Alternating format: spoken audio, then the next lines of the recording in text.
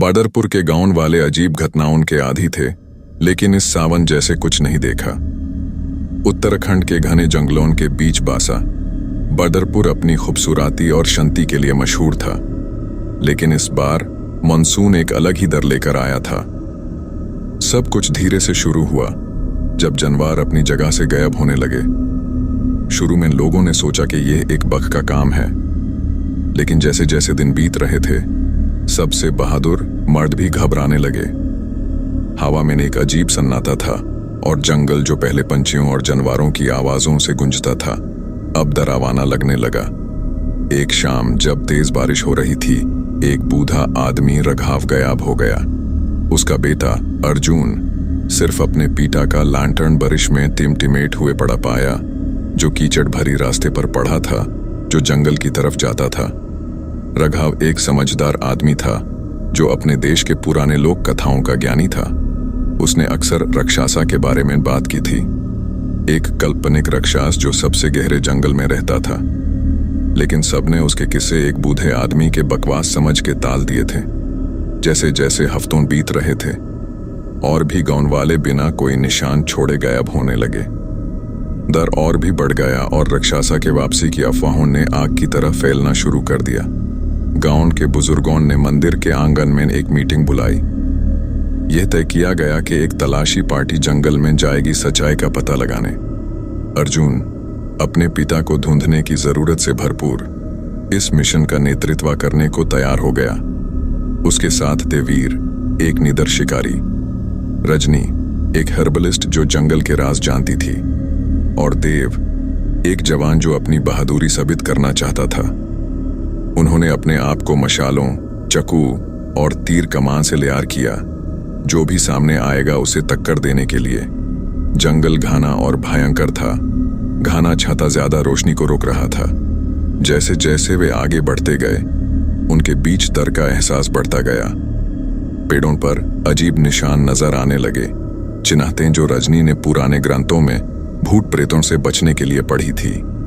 जैसे जैसे वे आगे बढ़ते गए, यह चिन्हतें और ज्यादा मिलने लगी, जैसे किसी ने कुछ बैंड करने की कोशिश की हो। सूरज ढल गया, पेड़ों के बीच लंबी परछाइयां पड़ने लगी। ग्रुप ने रात को कैंप लगाने का फैसला किया और बारी बारी से पहरा देने लगे। अर्जुन सो नहीं पा रहा था। उसके दिमाग में उसके पिता के विचार चल रहे थे।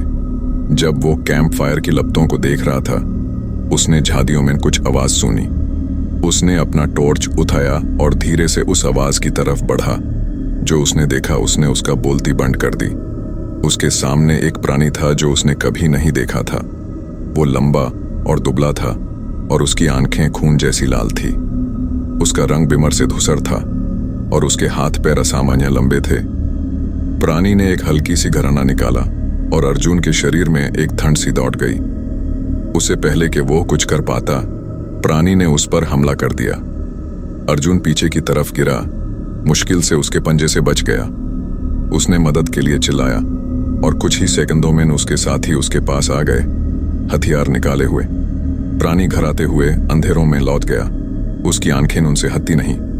रजनी सबसे पहले बोली, उसकी आवाज कांपते हुए। वो राक्षसा था, उसने कहा। हमें अभी यहां से निकालना होगा। लेकिन अर्जुन अपने पिता को ढूंढने के लिए दृढ़ था। हम खाली हाथ वापस नहीं जा सकते। हमें पता लगाना होगा ये क्या चाहता है। उन्होंने प्राणी का पीछा करने का फैसला किया, उम्मीद करते हुए कि वो उन्हें गायब हुए गांव वालों तक ले जाएगा। जैसे वे और गहरा घुस रहे थे, जंगल उन पर और छा रहा था। हवा ठंडी हो गई और एक असामान्य धुंध आने लगी। अचानक वे एक चौराहा पर आ गए। बीच में एक पुरानी पत्थर की वेदी थी, खून से सूनी हुई। उसके आसपास जानवरों और इंसानों की हड्डियां बिखरी हुई थी। रजनी ने चौंक कर उस वेदी को पहचाना। यह एक बलि का स्थल था जो प्राचीन विधि में अंधकार के प्राणियों को बुलाने और बांधने के लिए इस्तेमाल होता था।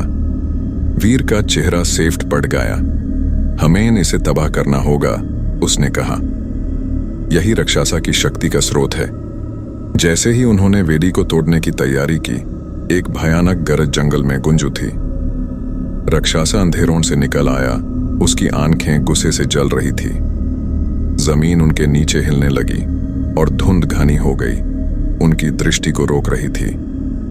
इस अफरा तफरी में अर्जुन ने कुछ चमकते हुए देखा।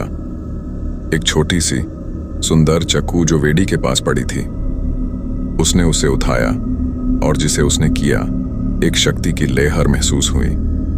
चक्कू पर वही निशान थे जो पेडोन पर थे। उसने समझा कि यह प्राणी को हराने की कुंजी थी। नई दृढ़ता के साथ अर्जुन राक्षसा की तरफ दौड़ा, चक्कू को मजबूती से पकड़ के। प्राणी गर्ज कर उसकी तरफ आया, लेकिन अर्जुन तेजी से था। उसने चक्कू राक्षसा के दिल में घोंपा और एक तेज रोशनी उन दोनों को घुमा गई। जब रोशनी गायब हुई, राक्षसा भी चला गया था। जंगल फिर से शांत हो गया था। थके हुए और घायल अर्जुन और उसके साथी गांव वापस लौट गए।